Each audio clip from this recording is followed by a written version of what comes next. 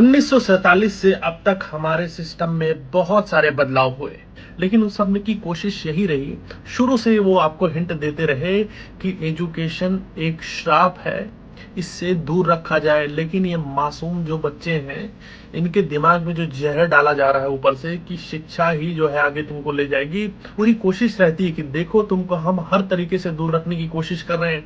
Actually direct ban नहीं लगा सकते एजुकेशन पे, तो इसलिए ये चीजें की जाती हैं जिसकी वजह से समझ में आए। लेकिन बुद्धिहीन बच्चे हैं जिनको प्रोटेस्ट करना है कि पेपर लीक कैसे हो रहा है।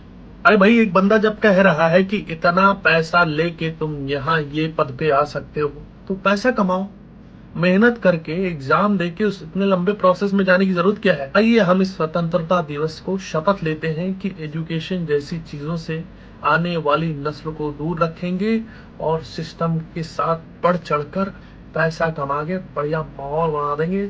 जय हिंद, जय भारत। बहुत सारी कुरीतियों पर हमने विजय पाई है, चाहे वो टीबी की बीमारी हो जो हमने खत्म कर दी, पोलियो खत्म कर दिया, दहेज प्रथा पे बहुत रोक लगा दी। लेकिन फिर भी अभी बहुत सारी प्रॉब्लम्स हैं, ऐसी ऐसी समस्याएं हैं। एजुकेशन और शिक्षा नाम का जो जहर है, ये अभी भी हमारे युवाओं के दिमाग में है। शिक्षा नाम की कुरीति सैकड़ों सालों से देश में चली आ रही है, और जो बुद्धिजीवी वर्ग है वो शिक्षा पर ज्यादा जोर देते हैं, पर शिक्षा से बहुत सारे नुकसान है जो युवाओं के दिमाग में रहते हैं। सबसे पहली बात तो अच्छा एजुकेशन की वजह से आप सवाल उठाना शुरू कर देते हो, आप सही को सही और गलत को गलत बोलना शुरू कर देते हो, जिसकी वजह से प्रॉब्लम होनी शुरू हो जाती है। एजुकेशन का नुकसान ये है कि आपको समझ में आ जाता है कि आप सिर्फ वोट बैंक नहीं है, तुम्हारा हक था ये चीज जो तुम्हें नहीं मिल रही, तुम्हारे टैक्स के पैसे कहाँ जा रहे हैं, ये सब जो बड़बोलापन आप शुरू कर देते हो। इस तरह की घटिया सोच जब दिमाग में आती है तो क्या होता है, आदमी प्रोटेस्ट करता है। जंतर मंतर प्रोटेस्ट होता है, झारखंड में प्रोटेस्ट होता है, बहुत सारे राज्यों में एजुकेशन को लेकर प्रोटेस्ट हो रहा है। सिस्टम पूरी कोशिश कर रहा है